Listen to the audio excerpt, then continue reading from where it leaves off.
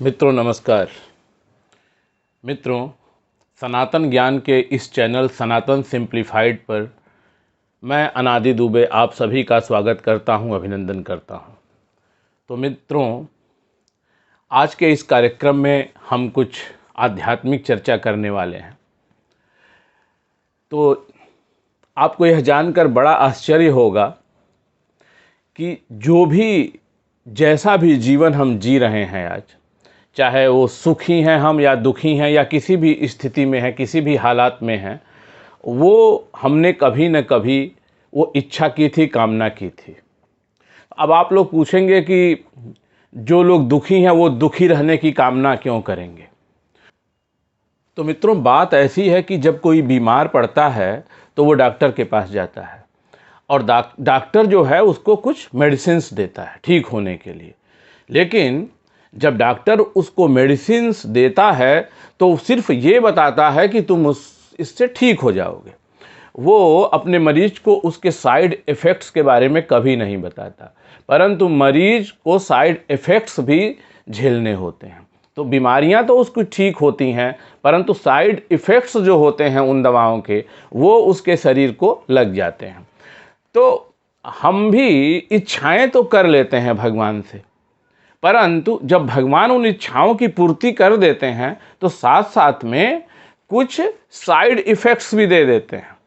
तो वो side effects doctor की तरह से भगवान भी नहीं बताते कि इसका क्या प्रभाव होने वाला है, तो वो भी प्रभाव हमें झेलने होते हैं। तो वही हमें दुख के रूप में हमें स्वीकार करने पड़ते हैं। उदाहरण के तौर पर पहली बात तो हमें यह समझना जरूरी है कि हम जो कुछ भी इच्छा कर लें, चाहे आप प्रधानमंत्री बनने का भी सोच लीजिए, कोई कुछ भी इच्छा कर ले, वो इच्छा उसकी कभी न कभी पूरी हो जाती है। इस जन्म में नहीं पूरी होगी, 2 जन्म के बाद, 4 जन्म के बाद पूरी होगी, क्योंकि भगवान को इच्छा पूरी करने के लिए देशों की कमी नहीं है। इस पृथ्वी को आप भूल जाइए। इस पृथ्वी जैसी अनगिनत पृथ्वी या अनगिनत प्लैनेट्स भगवान के पास हैं, तो आपको कहीं का भी प्रधानमंत्री, कहीं का भी आपको राजा, कहीं का भी कुछ भी भगवान बना सकते। वो देने में भगवान को कोई असुविधा भी नहीं है, ना तो उनको कोई परेशानी है, क्योंकि ये सारी चीज़ें तो माया है। जो भी हम इच्छा कर रहे हैं वो तो सब हम माया की इच्छा कर रहे हैं। कोई मोक्ष की इच्छा तो हम कर नहीं रहे हैं, क्योंकि मोक्ष अगर हम भगवान से यूं ही मांगेंगे तो फिर वहाँ पे तो कर्म फल आड़े आ जाएगा। तो वो तो भगवान ने जो तंत्र बनाया हुआ है तो वो तो हमें आसानी से मिल नहीं सकता। उसके लिए तो हमें आग के दरिया को पार करना पड़ेगा। फिर तो तमाम चीज़ें आ जाएंगी, फिर कर्तव्य कर्म आ जाएगा, फिर योग आ जाएंगे, फिर बहुत सी सारी चीज़ें आ जाएंगी। तो वो तो भगवान अनायास ही देने से रहे। परंतु जो ये इच्छाएं हैं ये तो प्रकृति जनित हैं, ये हमेशा बदलने वाली प्रकृति है, वही हमारी इच्छाएं पूरी कर रही हैं। तो वो तो भगवान कोई भी इच्छा आपकी पूरी कर देते हैं। अब जो फिलॉसफी है वो ये है कि 2 प्रकार की शक्तियां हैं, एक है प्राण शक्ति और एक है इच्छा शक्ति। तो अगर प्राण रहते हुए हमारी इच्छाओं का अंत हो जाता है तो हमें पुनर्जन्म नहीं लेना पड़ता, वो मोक्ष की स्थिति हो जाती है। परंतु उसके लिए तो अभ्यास करना होगा, उसके लिए तो कर्म योग करना होगा। वो स्थिति अपने जीते जी उत्पन्न कर लेना अपने आप में असंभव के समान है। उसके लिए तो बहुत सारी कठिन परिश्रम और अभ्यास की आवश्यकता होती है, तो बिरले ही कर पाते हैं। परंतु हमारी इच्छाएं तो नियमित रूप से उत्पन्न होती रहती हैं कुकुर मुत्ते की तरह से। तो अगर इच्छाओं के रहते हुए ही हमारी मृत्यु हो जाती है तो इच्छाएं रह जाती हैं। तो उन्हीं इच्छाओं को पूरी करने के लिए हमें पुनर्जन्म लेना पड़ता है। तो हम धीरे धीरे जैसे हम अच्छे या बुरे कर्म करते हैं उसी प्रकार से भगवान हमारी इच्छाएं भी पूरी कर देते हैं।